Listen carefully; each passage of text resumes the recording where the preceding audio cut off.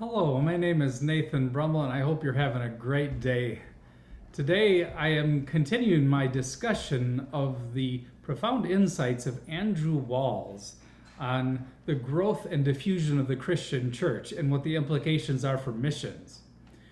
Now, in my first talk, I talked about the reality of globalization, of there being a global Christianity. We face a new reality now in the 21st century.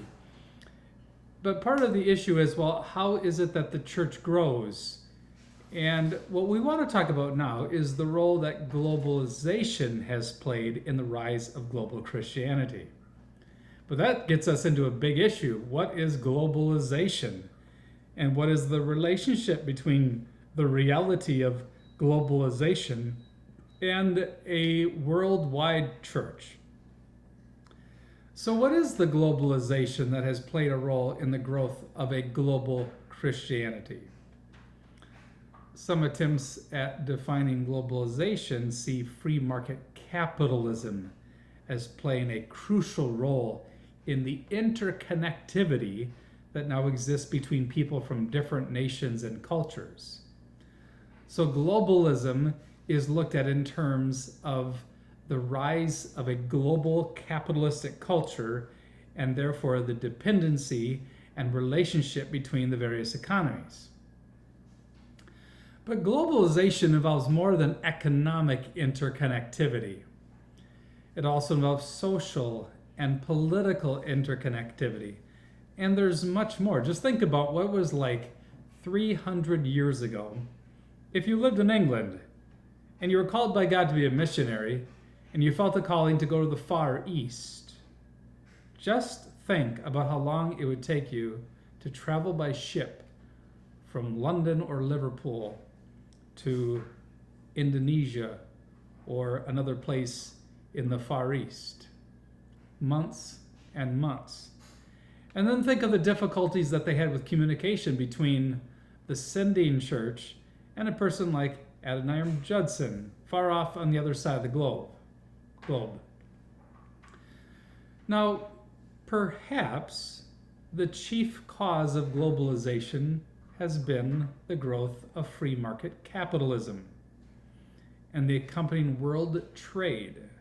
The triumph of free market capitalism certainly has contributed to globalization. The internet has also contributed to globalization.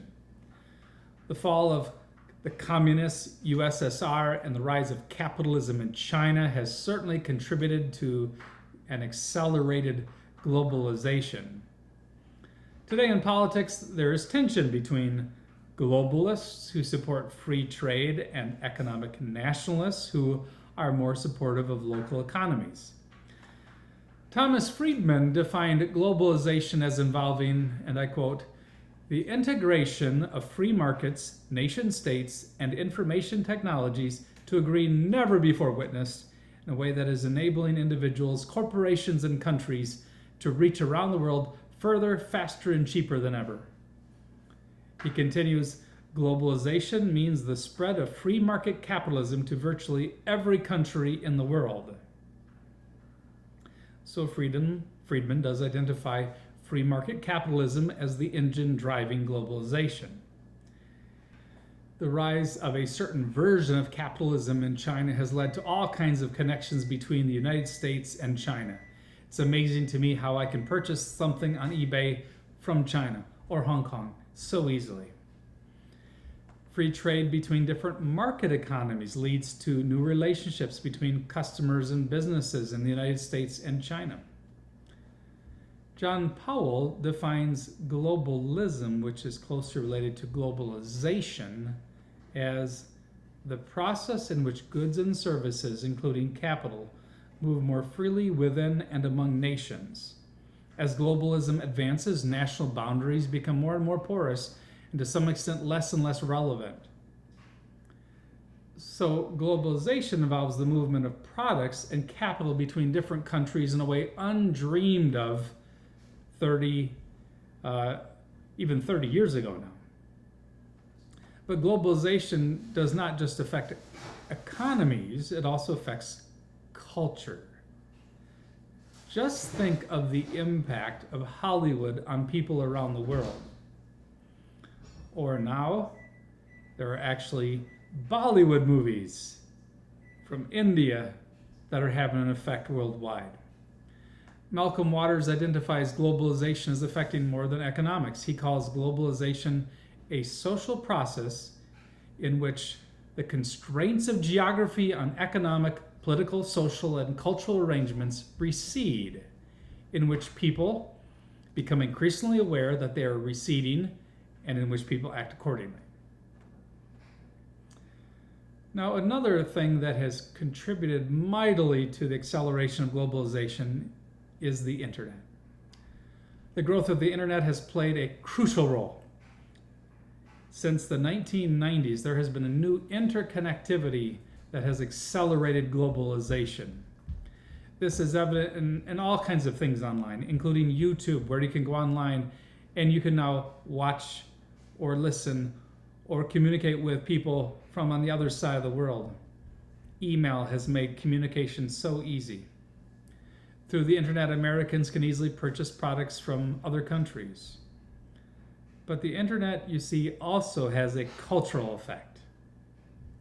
People outside the United States have begun to use Facebook. In fact, I have people who are in Africa and in Pakistan becoming Facebook friends, or seeking to. Globalization means that a new interaction of ideas is possible with people around the world. It's no wonder, that the Chinese government wants to exercise control over the internet, because they are afraid of how freedom of speech and expression as it occurs in the United States could affect how their own people might act. Related to globalization also is the ease of travel that has contributed to globalization. The ability to jump in an airplane and fly around the world has contributed to globalization. A businessman or a family member now can fly out of Mumbai airport and arrive in Chicago O'Hare in less than 24 hours. That's halfway around the world. And this has resulted in a heightened exchange of ideas and also a heightened exchange of things like diseases. Transnational companies exist. Free trade agreements between the United States and Mexico and Canada mean that businesses can move manufacturing facilities from Detroit to Mexico City with relative ease. Travel results in far more interaction between people from different cultures. And that's why we say the world has become smaller. How the world has come smaller in the last 100 years.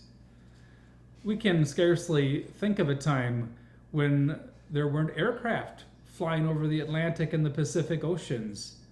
Just the other day, there was a new record apparently on how many commercial flights occurred in one day. We can scarcely imagine a time when it was different. Geographical distances, therefore, are not as great as they used to be. Missionaries who left Great Britain in the early 1800s would spend months at sea.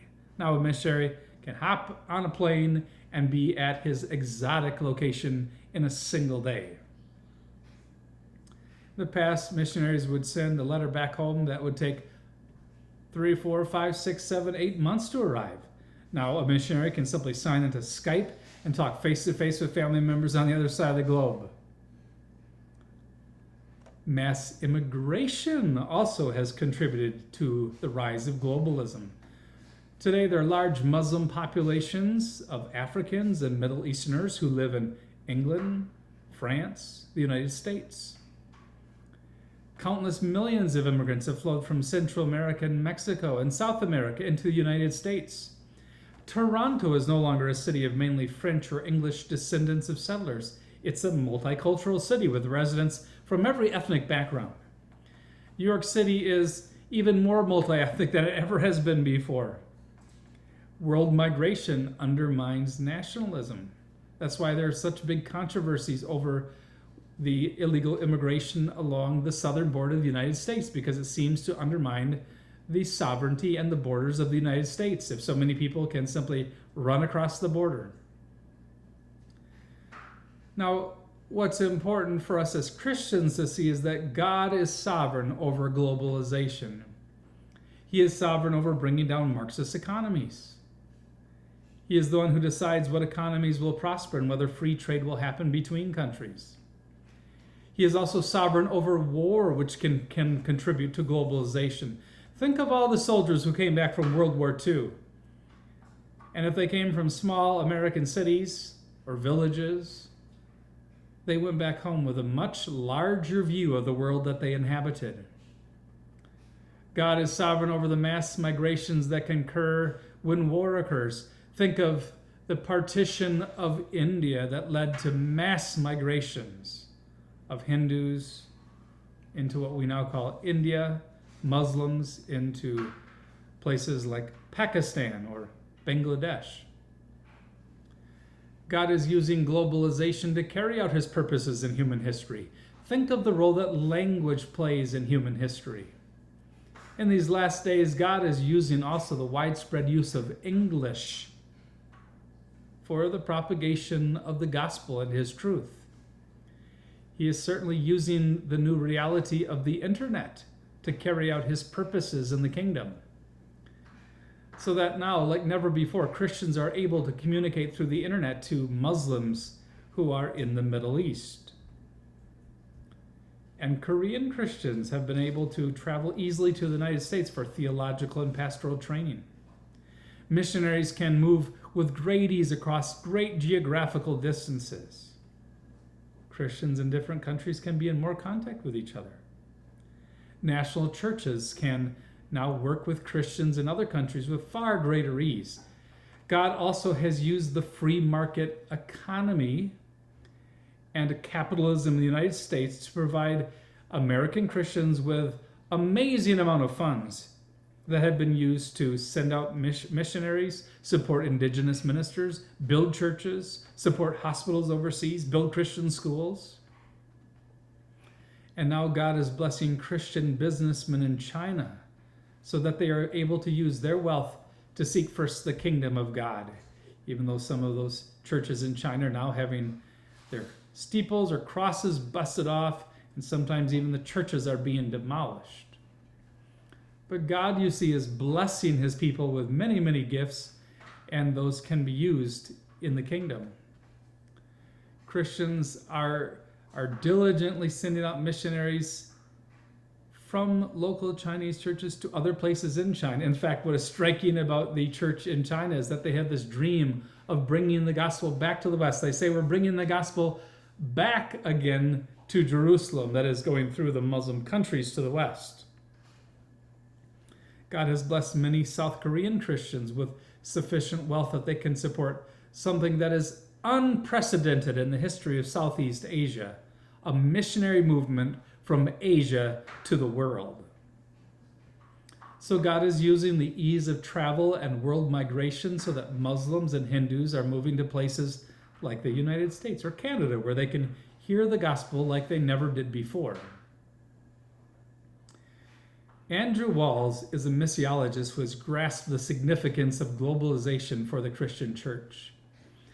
And he is so intriguing because he has provided a profound account of the spread and diffusion of Christianity throughout history. And through his missionary labors in Africa, he came to see that there was a new reality facing Christians in the West, and that was the rise of a global Christianity. Now, we've talked a little bit about the reality of globalization and what that means for the mission of the church. Next time, in part 3, we want to talk about Andrew Walls himself. So we'll begin with a brief biography of Andrew Walls, the Scottish missionary and missiologist.